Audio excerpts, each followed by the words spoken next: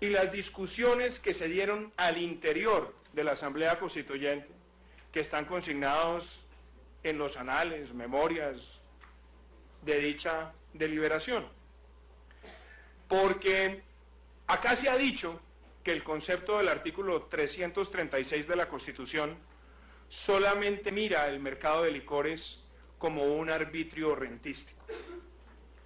Y me parece muy importante desmitificar eso, porque el artículo establece que hay un concepto de monopolio con un fin de salud pública y obviamente lo acompaña también el instrumento de arbitrio rentístico para que esas rentas exclusivas se destinen, senador Bernabé Celis, a la salud y la educación.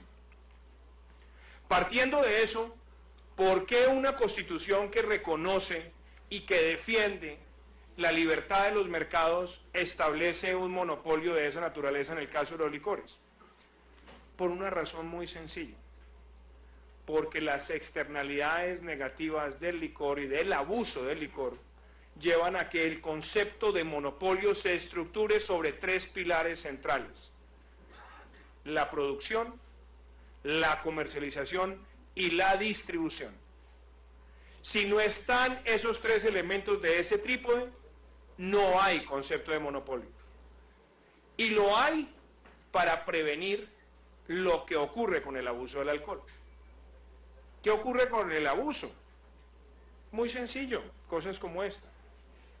La gran mayoría de los gravísimos incidentes que se producen en este país en materia de violencia doméstica tienen como una de sus causales el abuso del alcohol. En una ciudad como Bogotá, donde el 50% de los homicidios ocurren los fines de semana, la gran mayoría ocurren bajo la influencia del abuso del alcohol.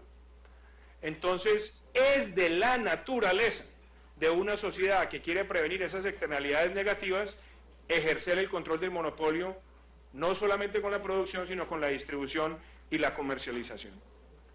Y el proyecto que se ha traído acá empieza a romper ese espíritu del constituyente del 91. Claro, nos dicen que es protegiendo el concepto del monopolio en la producción, pero no nos digamos mentiras. El proyecto lo que hace es liberalizar la discusión de la distribución y la comercialización, hasta el punto que cuando un departamento opera en el otorgamiento de licencias o de permisos, lo puede hacer o lo tiene que hacer para todos quienes lo soliciten una vez hayan cumplido con todos los requisitos. Ahora el gobierno dirá, no, es que también se puede hacer por contrato. Pero como aquí todo se ha vendido es con el aliciente de que supuestamente esto va a mejorar las arcas de los departamentos, ahí se empieza a romper ese concepto. Entre otras cosas porque si llegan muchísimos a solicitar el permiso con los requisitos, la consecuencia que también va a haber, obviamente va a ser una mayor venta del producto. Y claramente a muchos los tiene feliz porque va a haber mayor consumo del producto. Pero el proyecto no contempla para nada esas externalidades negativas que acabado de mencionar y las que tiene la salud pública. De hecho, me sorprende que en esta discusión no haga presencia el ministro de Salud. Y también me sorprende que no estén los autores. A los autores como si les diera miedo poner la cara frente al pueblo colombiano en este tipo de audiencia. Aquí no está el ministro de Hacienda ni la ministra de Comercio. Claro, mandan sus funcionarios, pero ninguno de ellos pone la cara. Y qué bueno hubiera sido que el Ministerio de Salud se pronunciara sobre esos elementos que hacen parte del artículo 336. También aquí hay presiones de la OCDE y hay presiones a través de demandas que tiene Colombia por la Unión Europea. Yo no creo que Colombia se pueda dar el lujo no solamente de legislar en función de esas presiones, sino por la puerta de atrás romper el concepto del trípode de lo que constituye el monopolio que está contemplado en el artículo 336. Me preocupa que uno de los fundamentos que se plantea en esta ley es que se equilibran las cargas, ojo con esto, entre el licor extranjero y el licor nacional. Y cuando se han corrido los estudios, con las cifras que tiene el proyecto, nos encontramos con que en el precio final, después de incluir toda la combinación tributaria, el aguardiente aumenta su precio en un 3.4%, el ron nacional en un 25%, el whisky en un 15% y el ron importado tiene una ligera caída del 2.5%. ¿Eso será coincidencia? Ya nos lo dijo el gobierno en una reunión en el Ministerio de Hacienda. Dice, aquí lo que estamos en el universo del aguardiente, dejándolo más bien como está, con algunos alicientes, pero claramente aquí también está el interés de entrar a romper el mercado del ron.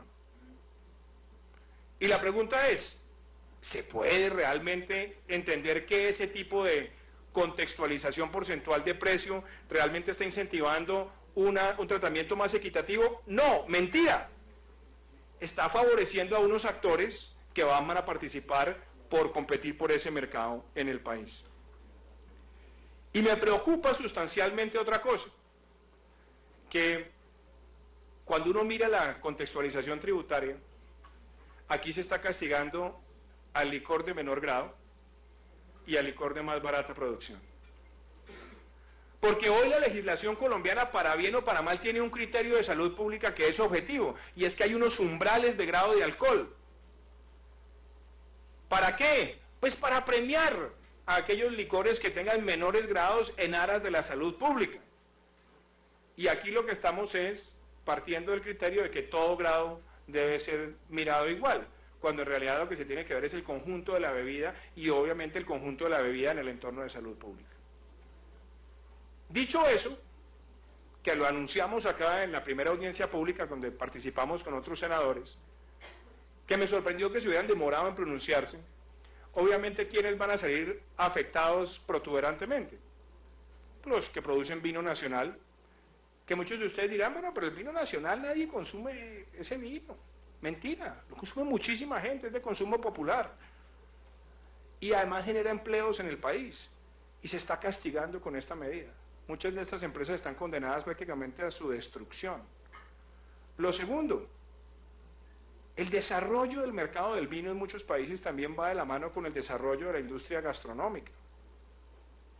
Y claramente también con esto va a haber una afectación, otra externalidad negativa con los restaurantes en el país. Ya han empezado a presentar luces de alarma. Pero al margen de eso, a mí lo que más me preocupa es la carga fiscal absoluta. Mírenlo, apreciados invitados, trabajadores, senadores, la carga absoluta, combinando todos los impuestos que va a tener el vino, el ron extranjero de más de 35 grados, va a ser del 30%, y el ron nacional de menos de 35 del 30%. Y para colmo de males, no hay ningún mecanismo que nos permita decir cuál va a ser el aumento que van a tener los recursos de los departamentos para la salud y cuáles van a ser los mecanismos para compensar las externalidades negativas de las cosas no previstas en este proyecto. Que en días pasados el ministro de Hacienda decía, no se preocupen, es que con el aumento que vamos a tener de impuestos, aquí lo que vamos es a disuadir el consumo de licor. ¿Quién se va a creer eso? O si no, ¿por qué están haciendo fiesta los importadores? ¿Será porque van a consumir menos? No pareciera. Y habría que decirle al señor ministro que no se ha dado cuenta que más del 20% del mercado nacional de licores es licor adulterado y de contrabando. O sea que esa hipótesis de los mercados óptimos, donde el aumento de los impuestos lo que hace es restringir el consumo, no aplica en un país donde protuberantemente hay ese mercado de contrabando y frente al cual no hay ninguna herramientas eficaces ni de fiscalización, ni de persecución, ni de desmantelamiento. Y me preocupa de sobremanera, también de este proyecto, que en el contexto lo que debería ser la progresividad de los impuestos, aquí lo que estamos es castigando también al producto de consumo popular. Por eso, simplemente, señor presidente, si la discusión es sobre los impuestos, discutamos eso como lo propusieron los expertos de la Comisión Tributaria en la reforma tributaria. Advirtiendo también que la propuesta de los expertos es es risible, porque lo que está diciendo es que pongan todos los impuestos en 400 pesos por grado de alcohol. Es decir, súbale 200 pesos al aguardiente y bájale solamente 56 a los licores importados. Aquí pareciera que hay una obsesión con empezar a gravar ese producto nacional para abrirle mercado a otros importadores. Y debo decir también que en los esquemas de concesión que se están promoviendo también con esta ley, vamos a tener en el país un crecimiento desbordado de lo que serían los aperitivos a base de licores para romper esquemas de precios y romper espacios de mercado para el licor nacional sin ningún tipo de restricción adicional frente a los aspectos de salud pública.